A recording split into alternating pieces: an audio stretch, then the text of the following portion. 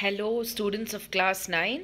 I am Bhakti Jain and welcome to today's session.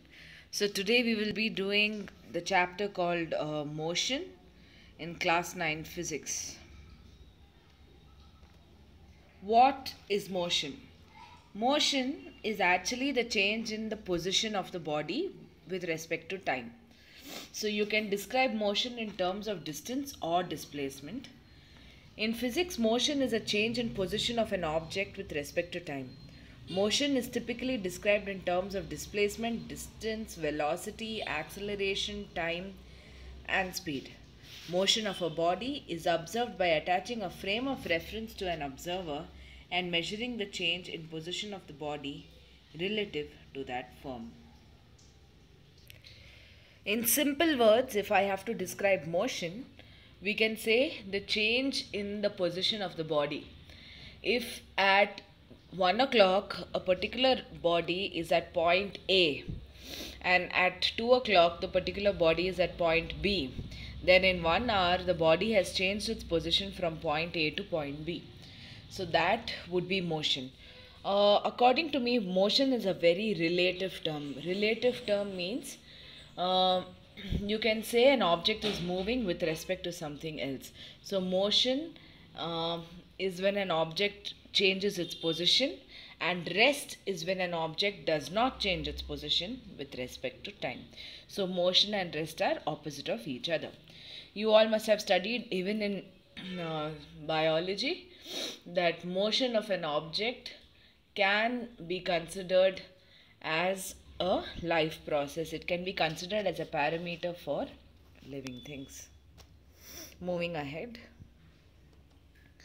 What are the types of motions? So we have a random motion. So random motion example is the movement of smoke in air. So when we see smoke moving in the air, it doesn't have a fixed path to travel. It can travel randomly in any direction, in any speed.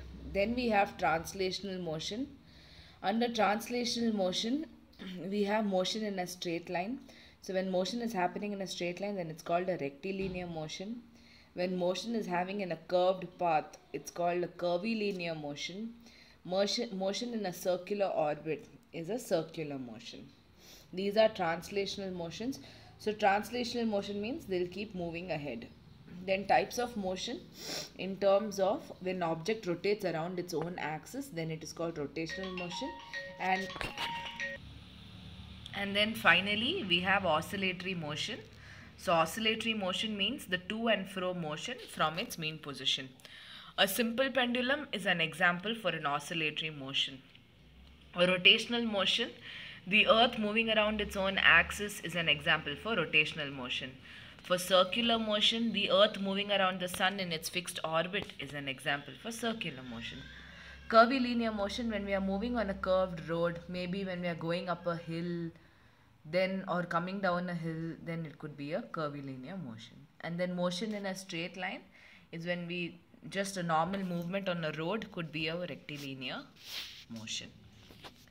Moving ahead, what is distance? Distance is the actual length of the path traveled by the body. So if we consider this to be the starting point, and if we go completely and come back one full round, then the total distance covered will be equal to the circumference of the circle, which is 400 meters. I repeat, distance is the total length traveled by the body, the actual length of the path traveled by the body. Moving ahead, we'll look at displacement.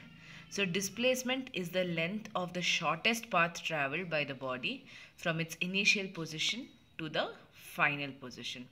So if this is a starting point, you go one full round and you come back to the same point. So your starting point and final point is the same. Therefore, your displacement is 0. Students, at this point I would like to introduce to you two quantities, the vector quantity and scalar quantity. So what is vector and scalar? You all are aware that physics is full of units, right?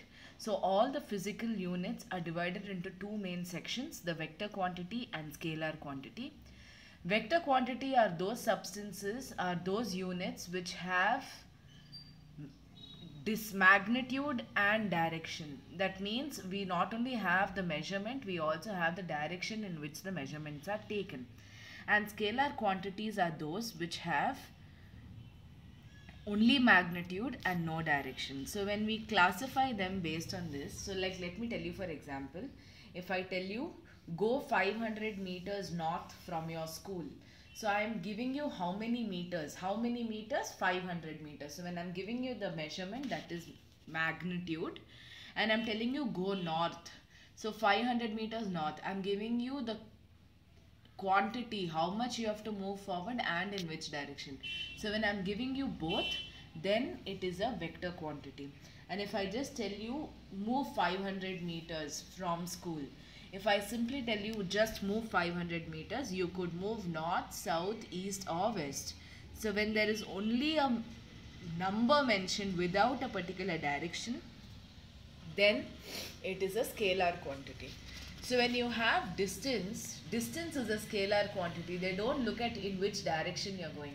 That's why you start from one point and you come and finish in the same point. Your complete path traveled will be measured as distance.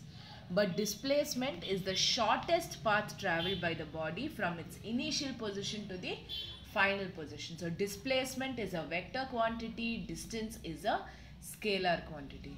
I repeat again, a scalar quantity are those units which have only magnitude, only the mathematical value, and they do not have the direction. But a vector quantity has magnitude and direction. I hope you all remember this. Now in the upcoming part of the chapter, whenever I mention scalar and vector, you should understand the meaning. Scalar means it does not depend on the direction. Vector means it depends on the direction. Moving ahead, what is speed? So we say, right, the car is moving with a high speed.